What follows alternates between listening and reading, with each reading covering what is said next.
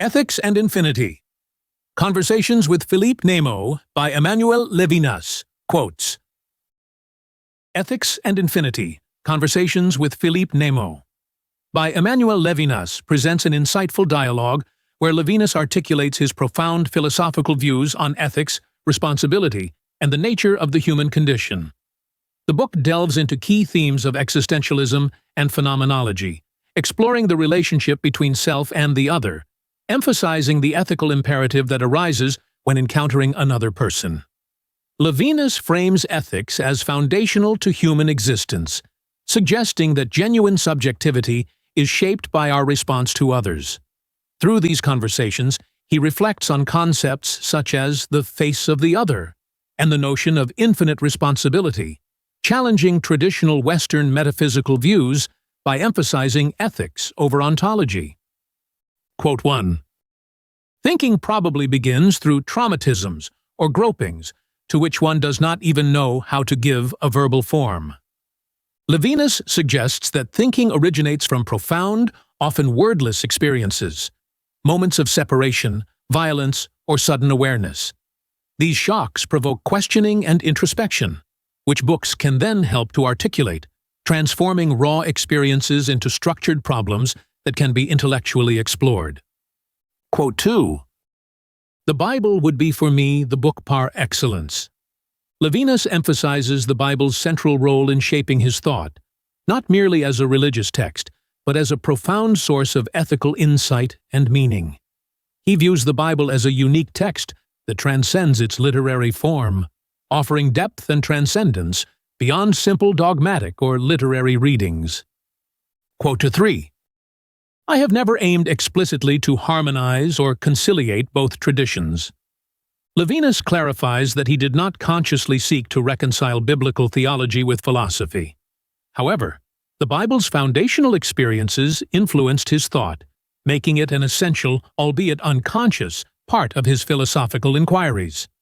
He acknowledges the Bible's religious depth while maintaining his commitment to philosophical rigor. Quote 4. All consciousness is consciousness of something. Levinas refers to the phenomenological concept of intentionality, the idea that consciousness is always directed toward an object. This view opposes the idea of consciousness as a self-contained entity and highlights that consciousness is always engaged with the world through a relationship with objects, shaping the way we experience reality.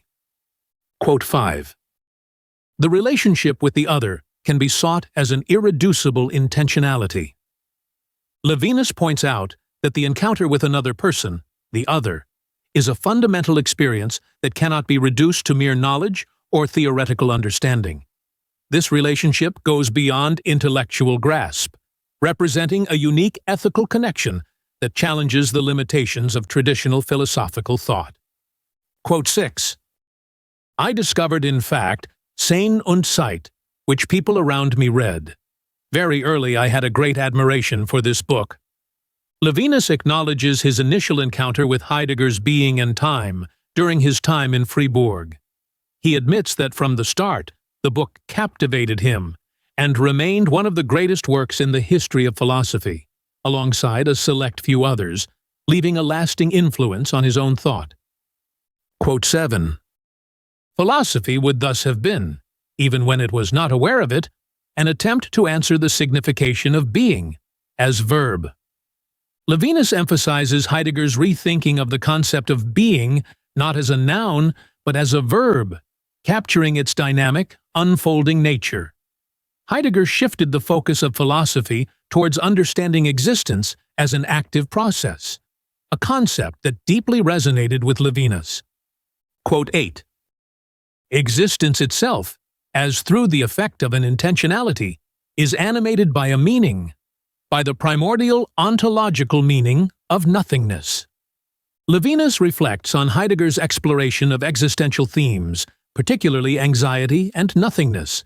For Heidegger, anxiety reveals the core of human existence, where life encounters a void or absence of meaning, yet this very confrontation with nothingness animates existence with a deeper sense of purpose. Quote 9.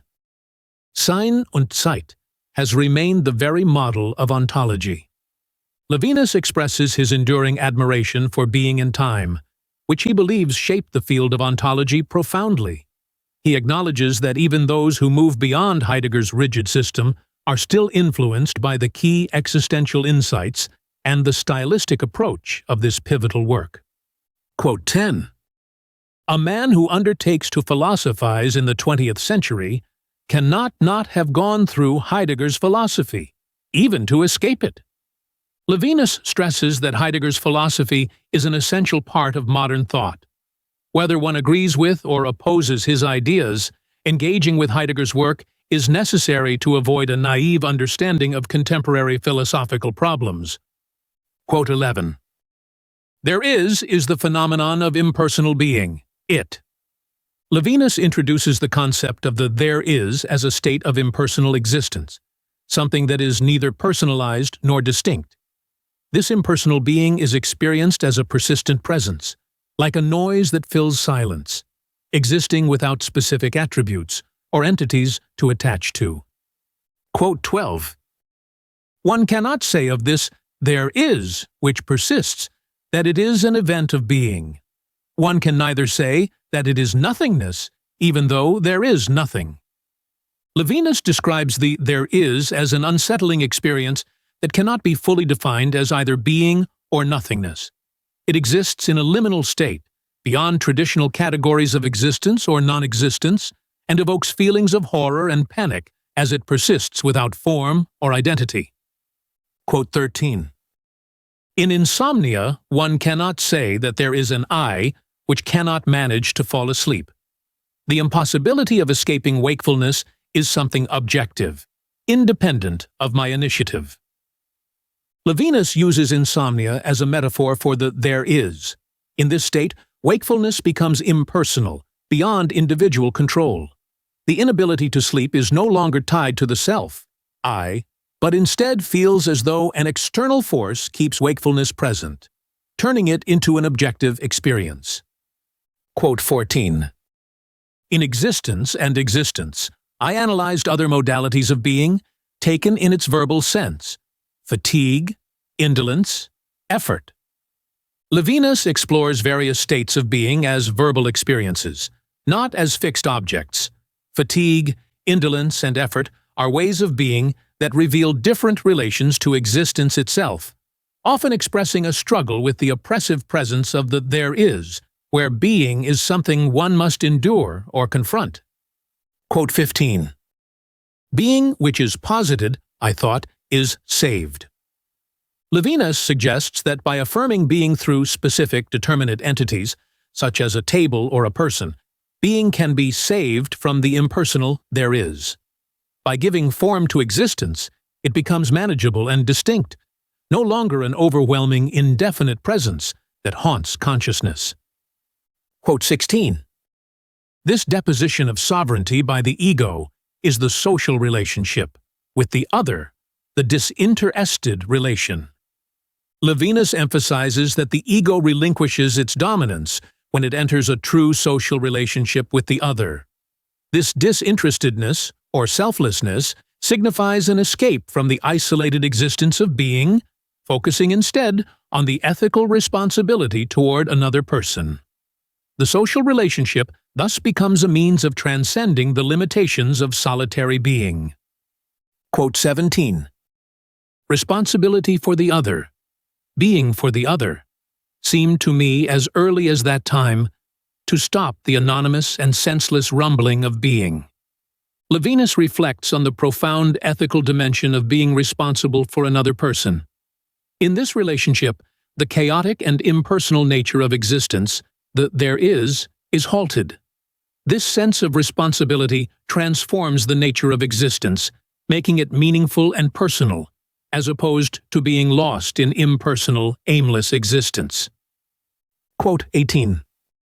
Time and the other is a study of the relationship with the other, insofar as its element is time, as if time were transcendence, the opening par excellence onto the other and onto the future. Levinas connects time with transcendence, describing it as a dimension that opens up the possibility of encountering the other. Time is not just a sequence of moments, but an existential framework where relationships with others are formed, allowing for new possibilities and experiences that transcend the self. Quote 19. In reality, the fact of being is what is most private. Existence is the sole thing I cannot communicate. I can tell about it, but I cannot share my existence. Levinas argues that existence is fundamentally incommunicable, an experience that belongs exclusively to the individual. While one can describe or narrate aspects of their existence, the essence of being cannot be shared with others. This marks the ultimate solitude of existence, where each person is isolated in the core experience of their own being. Quote 20. Knowledge has always been interpreted as assimilation. Even the most surprising discoveries end by being absorbed, comprehended, with all that there is of prehending in comprehending. Levinas critiques the notion of knowledge as a means of truly escaping oneself. He explains that knowledge, no matter how expansive, is ultimately an act of assimilation, of absorbing the external into the self. In this process, the otherness of what is known is diminished, and knowledge becomes a continuation of the self's immanence. Quote 21. In the erotic relation, is it not a matter of another attribute in the other, but of an attribute of alterity in the other? Levinas highlights that in the erotic relationship, the distinction between individuals is not merely one of different qualities or characteristics. Instead, it is the very essence of the other's alterity, their profound difference, that is central. This alterity is what defines the relationship, preserving the sense of duality rather than merging the two into one. Quote 22. The idea of a love that would be a confusion between two beings is a false romantic idea. Levinas argues against the notion of love as a fusion of two beings into one entity. Instead, he maintains that love thrives on the tension and separation between individuals. The essence of love is not in merging or losing oneself in the other, but in acknowledging and respecting the other's radical difference. Quote 23. The way of existing of the feminine is hiding, or modesty. So this alterity of the feminine does not consist in the object's simple exteriority. Levinas describes the feminine as embodying a form of existence that withdraws from direct exposure, characterized by modesty and a retreat from the light. This withdrawal is not a mere outward difference, but a deeper, more essential form of alterity that resists being fully known or possessed. Filiality, quote 24, is still more mysterious.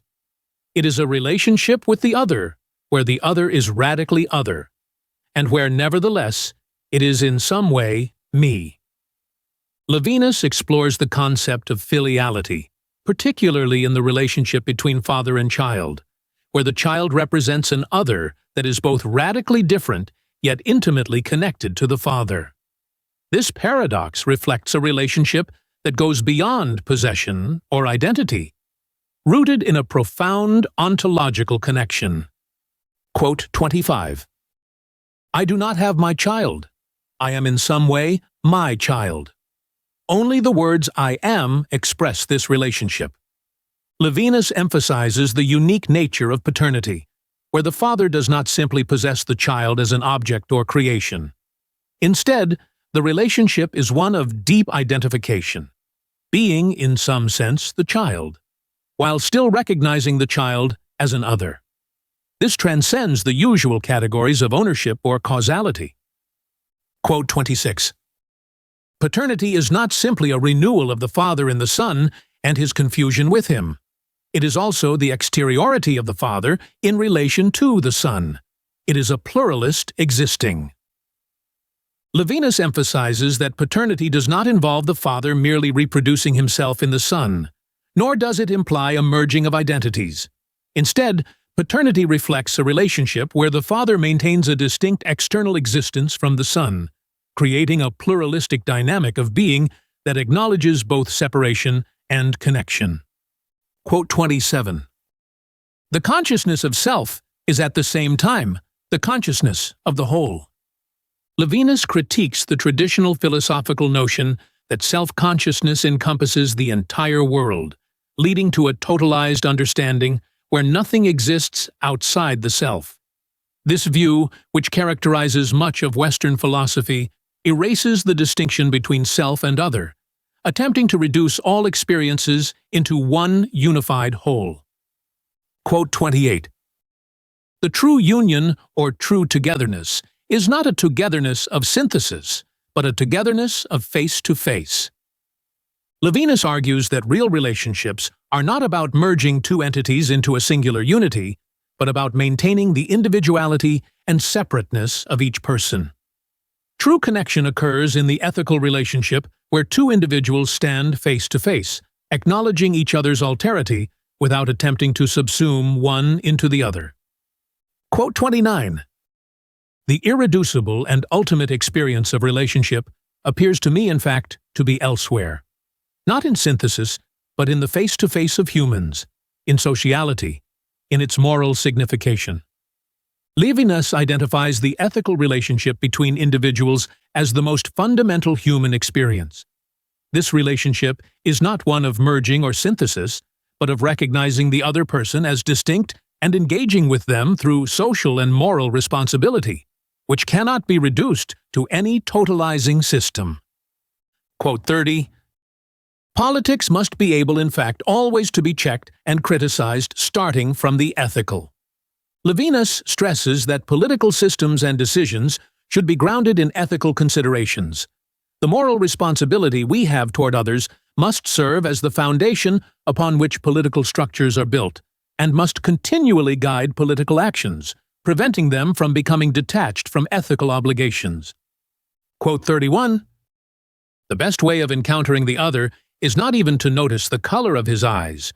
When one observes the color of the eyes, one is not in social relationship with the other. Levinas emphasizes that true interaction with the other goes beyond physical perception.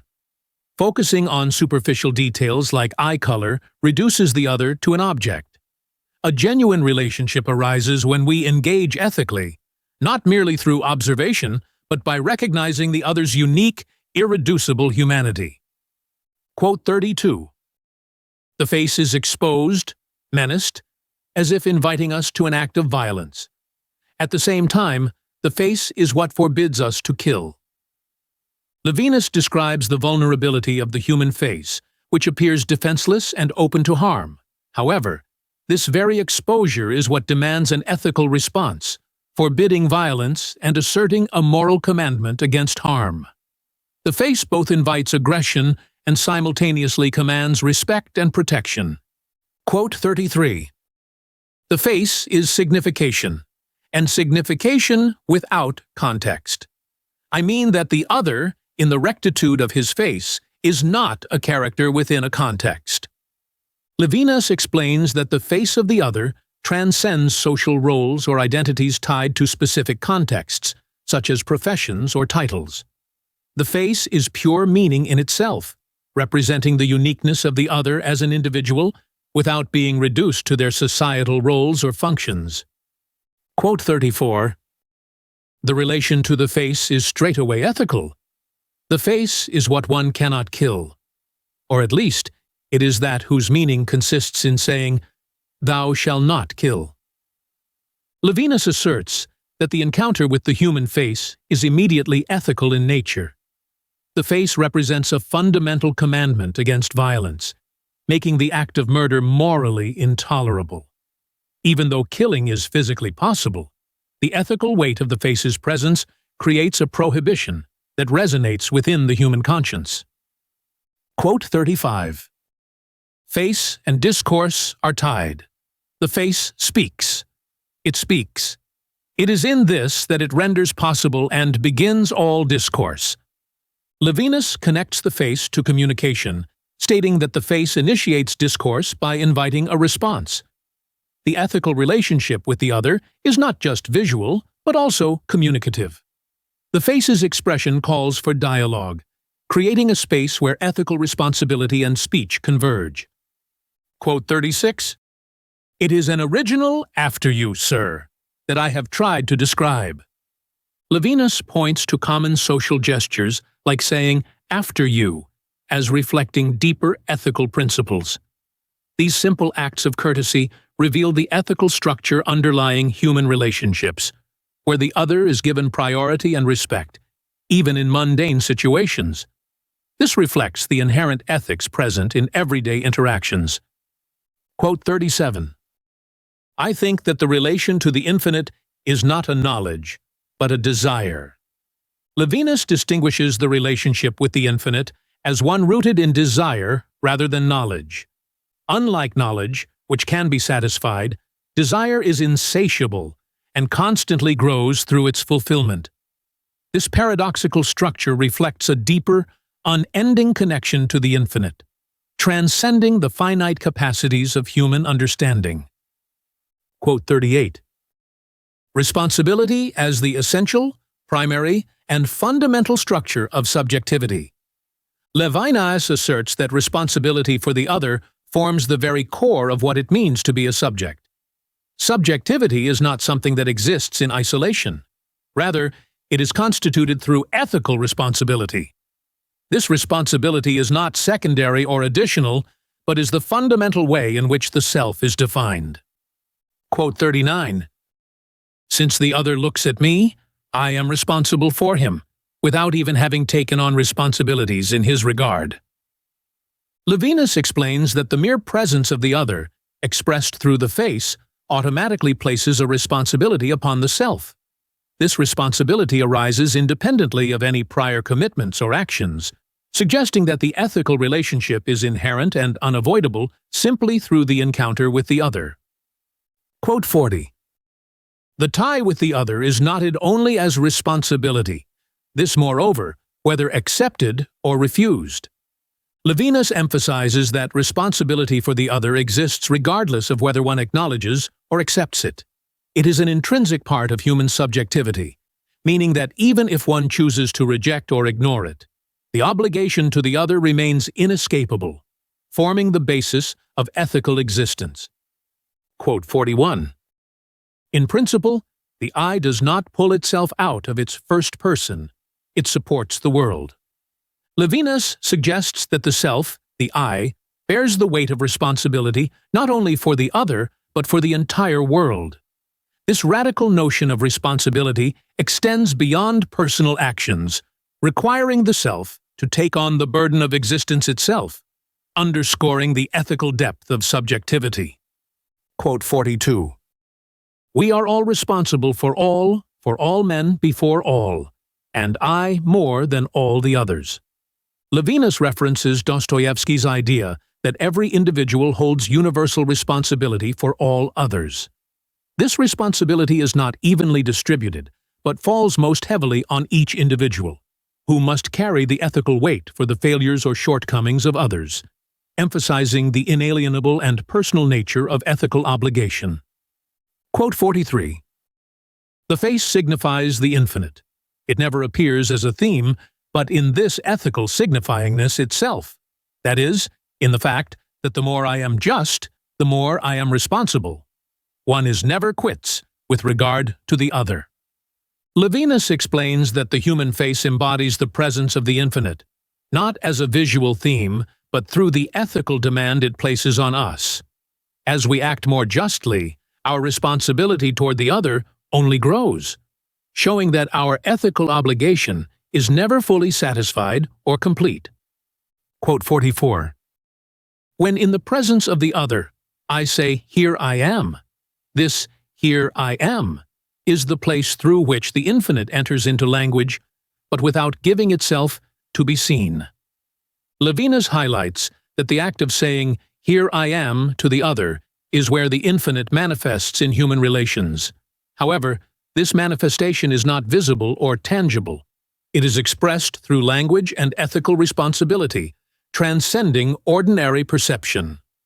Quote 45. The subject who says, "Here I am," testifies to the infinite.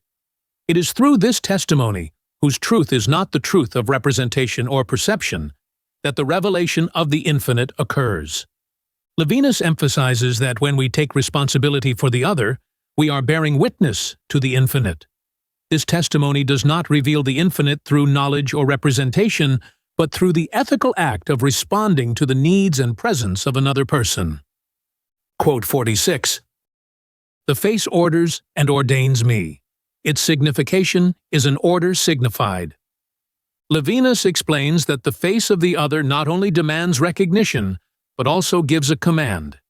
This command is ethical, ordering us to respond and take responsibility for the other. The face's vulnerability and presence communicate an obligation that cannot be ignored. Quote 47.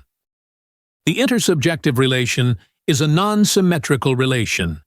In this sense, I am responsible for the other without waiting for reciprocity, were I to die for it. Levinas stresses that our ethical responsibility to the other is not reciprocal or dependent on the other's response. We are bound to care for the other without expecting anything in return, even to the point of sacrificing ourselves if necessary. This imbalance highlights the depth of ethical obligation. Quote 48. The more I am just, the more I am responsible. One is never quits with regard to the other. Levinas underscores the endless nature of ethical responsibility. Justice and responsibility toward the other do not reach a point of completion. Instead, as one becomes more just, their ethical obligations only deepen, creating a perpetual, insatiable demand for moral action. Quote 49. In certain very old prayers, fixed by ancient authorities, the faithful one begins by saying to God, Thou, and finishes the proposition thus begun by saying, He, as if, in the course of this approach of the Thou, its transcendence into He supervened. Levinas draws attention to the dynamic nature of addressing God in ancient prayers. The shift from Thou to He reflects the transcendence of the divine, suggesting that while the encounter with God is personal, God's essence always remains beyond full comprehension or grasp, signifying the infinite. Quote 50. For every man, assuming responsibility for the other is a way of testifying to the glory of the infinite and of being inspired. Levinas explains that taking responsibility for another person serves as a form of testimony to the infinite. This act of ethical responsibility connects individuals to something greater than themselves, revealing the divine through their actions and inspiring their moral behavior. Quote 51. Do I not kill by being? Levinas provocatively questions whether the very act of living inherently involves causing harm to others. He challenges the notion that merely existing is innocent, instead proposing that to live means to take up space that might otherwise belong to someone else, raising ethical concerns about the right to persist in being. Quote 52. I think that in responsibility for the other, one is, in the final analysis, responsible for the death of the other. Levinas emphasizes the extreme level of responsibility that one holds toward the other, extending even to the other's death. This responsibility goes beyond mere care or concern. It involves a deep ethical obligation not to abandon the other, even in the face of death, reflecting the ultimate foundation of social and ethical relationships. Ethics and Infinity. Conversations with Philippe Nemo by Emmanuel Levinas ultimately centers on the ethical demand that arises in human relationships, positioning responsibility as the core of authentic existence. Levinas's dialogue highlights the importance of recognizing the other, which transcends mere understanding or categorization and instead requires a moral response. By emphasizing the primacy of ethics in defining our humanity, Levinas calls for an approach to life that goes beyond the self and strives for a deeper connection with others, recognizing their vulnerability and uniqueness. The book encourages readers to see ethics as an unending and non-reciprocal obligation, reshaping our understanding of freedom, justice, and what it means to live a truly human life.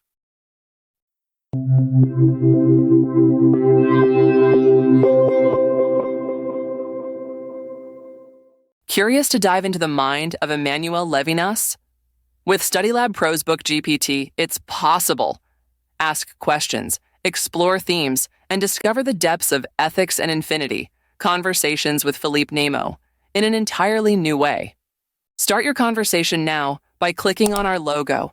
And if you're hungry for more educational content, subscribe to our channel to keep discovering, learning, and growing. Want more than just videos? Click on our logo now to join us on our platform for multiple choice tests, in-depth content, and tools to help you ace your studies. Get started now.